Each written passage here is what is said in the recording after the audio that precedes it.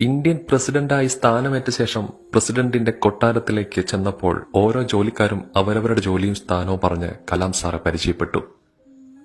അവസാനമായി പടിവാതിൽക്കൽ ഒരാൾ കലാം സാറിന്റെ കാൽക്കൽ തൊട്ട് വന്ദിച്ചു. കലാം സാർ അല്പം ഗൗരവത്തോടെ "എഴുന്നേൽക്കൂ, ആരാണ് നിങ്ങൾ?" എന്ന് ചോദിച്ചു. "സാർ, ഞാൻ ഈ കൊട്ടാരത്തിൽ പ്രസിഡന്റിന്റെ ഷൂ പോളിഷ് ചെയ്യുന്ന ആളാണ്." ഉടനെ കലാം സാർ അല്പം ഗൗരവത്തോടെ "യു ആർ ഡിസ്മിസ്. ഇനി നിങ്ങൾക്ക് ഇവിടെ ജോലിയില്ല."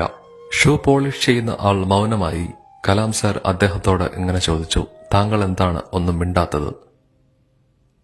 "സാറിന് ജോലി കിട്ടിയപ്പോൾ എന്നെ ജോലിയിൽ നിന്ന് ഒഴിവാക്കിയല്ലോ എന്ന് ചിന്തിച്ചു പോയി സാർ." ഷൂ പോളിഷ് ചെയ്യുന്നവൻ ഇങ്ങനെ അദ്ദേഹത്തോട് പറഞ്ഞപ്പോൾ അദ്ദേഹത്തിന് ഒരു ചെറു പുഞ്ചിരിയാണ് വന്നത്. "നിങ്ങളെ ജോലിയിൽ നിന്ന് ഒഴിവാക്കുന്നില്ല, ജോലി ഉയർത്തി തന്നിരിക്കുന്നു. ഇനി മുതൽ നിങ്ങൾ പൂന്തോട്ടത്തിൽ ജോലി ചെയ്യും." "എന്റെ ഷൂ ഞാൻ വൃത്തിയാക്കിക്കൊള്ളാം," കലാം സാർ ഉത്തരവിട്ടു. പ്രസിഡന്റിന്റെ കാലാവധി കഴിഞ്ഞ് ഇറങ്ങാൻ നേരത്ത് പൂന്തോട്ടം പരിചരിക്കുന്ന ആളെ വിളിച്ചു. "എന്റെ ജോലി പോയി, പക്ഷേ നിങ്ങൾ എപ്പോഴും ജോലി ചെയ്യുന്നു." നിറഞ്ഞ പുഞ്ചിരിയോടുകൂടി പറഞ്ഞു, "നിന്റെ ആ പൂന്തോട്ടം നനയ്ക്കുന്ന ബക്കറ്റിൽ കുറച്ചു വെള്ളം എടുത്തുകൊണ്ടുവരുമെന്ന്." ഉടനെ അയാൾ ബക്കറ്റിൽ വെള്ളവുമായി വന്നു.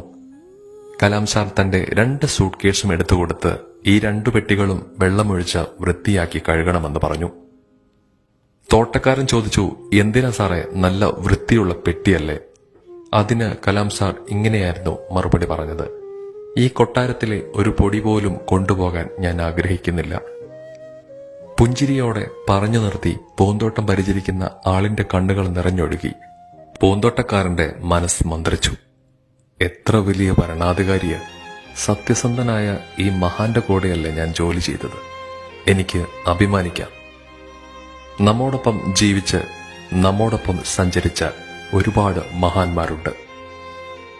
ആ മഹാന്മാരെ ഇടയ്ക്കൊക്കെ ഓർക്കണം, മക്കളെ പറഞ്ഞ് മനസ്സിലാക്കണം. ഇങ്ങനെയും ചില മഹാന്മാർ നമ്മുടെ കാലഘട്ടത്തിൽ ജീവിച്ചിരുന്നു എന്ന്. എത്രയും സ്നേഹം നിറഞ്ഞ ബഹുമാനപ്പെട്ട APJ അബ്ദുൽ കലാം സാറിന് ബാഷ്പാഞ്ജലികൾ.